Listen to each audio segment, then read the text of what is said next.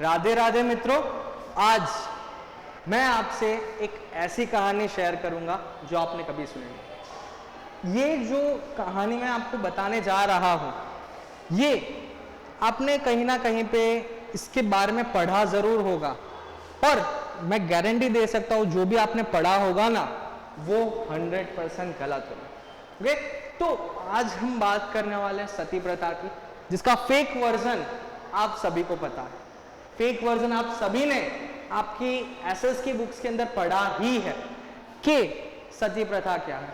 नाम सुन के ही हमारे माइंड में पहले यह आता है कि सती प्रथा ये जो एक प्रथा थी जिसमें अगर किसी पत्नी का कोई पति मर जाए तो पत्नी भी उसके साथ चिता के अंदर कूद जाती थी और दोनों जो जल के संसार को छोड़ देते थे। पर ये जो कथा है ना, ये सरासर गलत है। ऐसा कभी भी हमारी संस्कृति में होता नहीं था।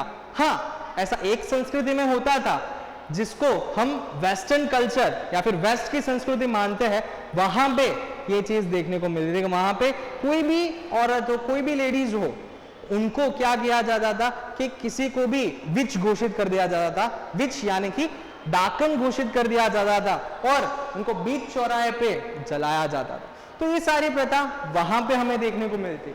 भारत में हमारी जो सती प्रथा है, उसकी प्रथा को छेड़छाड़ करने का बोल सकते हो, उस प्रथा के अंदर उसकी हिस्ट्री को बिगाड़ देने का जो श्रेय है ना, वो जाता है ब्रिटिशर्स को।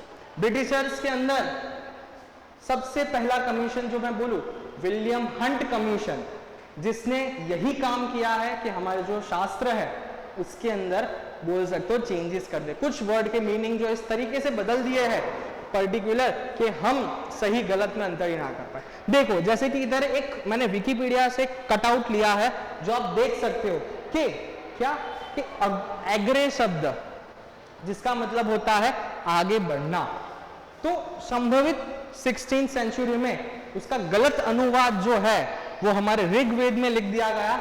वो कौन सा था? अग्निह, और अग्निह का मतलब होता है आग में, यानी कि अग्नि में। तो ये जो है, ये छेड़छाड़ करने का जो श्रेय है ब्रिटिशर्स में विलियम हंट कमीशन है उसको जाता है कि उसने हमारे ग्रंथों के साथ छेड़छाड़ कर दी और हमें फेक सती प्रथा के अंदर लाके फंसा दिया।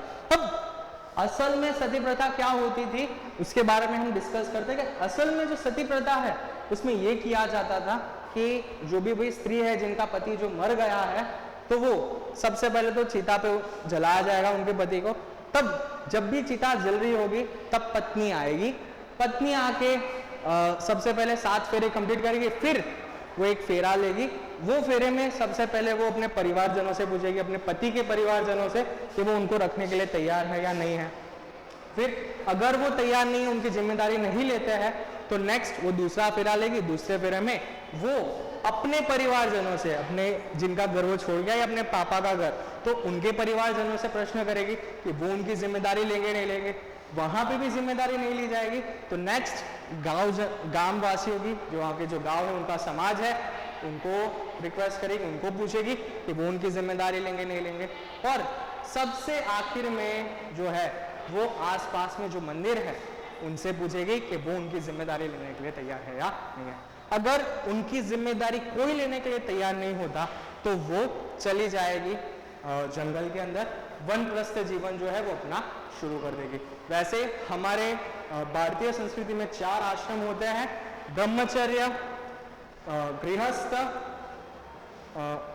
वनप्रस्थ और लास्ट में जो होता है वो संन्यास आश्रम। तो वनप्रस्थ जीवन में वो जाना स्टार्ट कर देगी। वनप्रस्थ जब भी उनका कंप्लीट होगा उसके बाद वो संन्यास ग्रहण कर लेंगे। तो ये थी हमारी सती प्रथा की सत्यता। सती प्रथा के अंदर जो है ऐसे किसी स्त्री को जो है अपना पूरा डेवलपमेंट करने का जो है मार्ग मिलता था। यहाँ पे हमें जो प्रथा बताई गई है वो बिल्कुल भी फेक वर्जन है। तो आप ये मैसेज पूरे वर्ल्ड तक पहुंचाना मेरा गोल है। तो आप ये मैसेज जो है अपने फ्रेंड्स के साथ, अपनी फैमिली के साथ शेयर कीजिए।